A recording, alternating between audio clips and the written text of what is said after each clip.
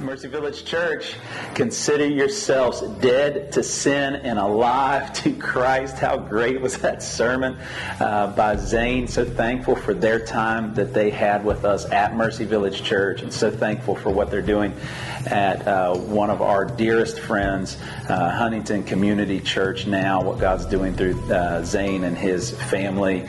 My favorite part was when he says, you drive up to Chili's after church, right, and you've passed that that graveyard. What are they doing? Absolutely nothing, right? And that is, right, the power that sin has over us is the same power it has over a dead body. Oh man, that was a great image.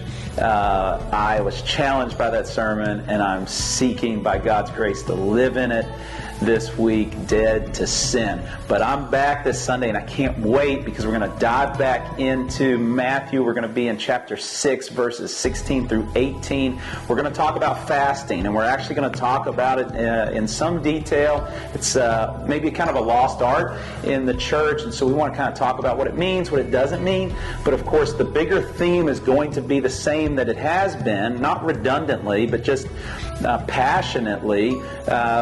When you fast, don't be like the hypocrites and do it in front of everyone else, but do it in secret, because your Father who sees in secret will reward you. We're going to keep talking through how we seek to meet those emotional needs that all of us have in ways that don't truly meet them, but how Jesus in the Sermon on the Mount is calling us to live before an audience of one. And so, and in that we find those deepest emotional needs met there. So I absolutely can't wait for that. Also, we're going to start a church planting emphasis on this coming Sunday. And what I mean by that, we did it about a year ago as well.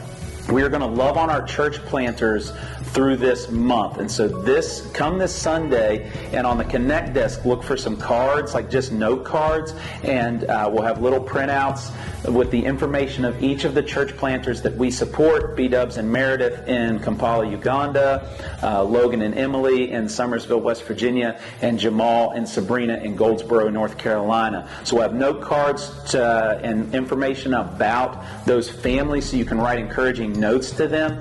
And then we'll have like these little angel tree shopping lists too, that will allow you to go and shop. We're going to collect some items and send them care packages as well at the end of the month. And so kind of like, I think that's what they call those things that you would pull off to shop for a family during Christmas, those kind of angel tree things.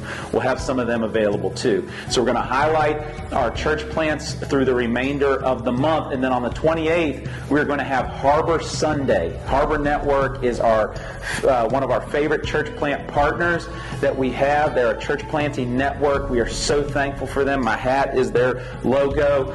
God has used them to bless our church, grow our church, bless my family, care for our family in ways that are unspeakable. And so we're thankful for Harbor. So we're going to emphasize them on the 28th. We never take up an offering, but we will on April 28th. We're going to pass the plates up and down the aisle, or the baskets up and down the aisle, and we're going to take a collection to generously give to Harbor Network to see other churches like ours planted throughout the United States of America, and see church planters cared for in the same way that we've been cared for. So we're going to build towards that Harbor Sunday, and I absolutely can't wait for that.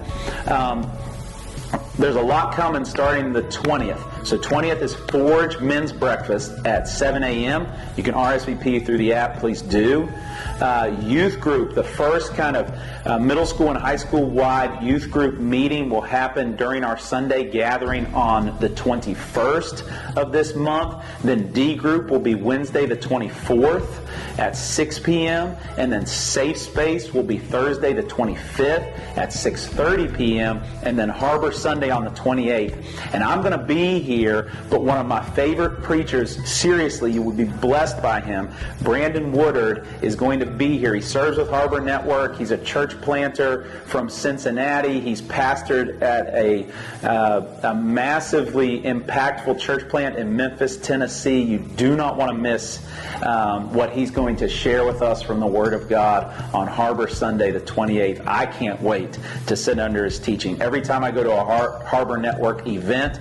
I just glean from this man. I steal all of his sermon illustrations, right? I kind of put them into my phone and I sit on them because the guy's just an amazing expositor of the Word of God, and you will be blessed by him and you will be blessed by his family. So I absolutely cannot wait for Harbor Sunday. I absolutely cannot wait to bless our church planters throughout this month. But most of all, I can't wait to see you guys again this Sunday. Missed you all this past weekend. Thankful for an opportunity to travel. Thankful for all those who filled in.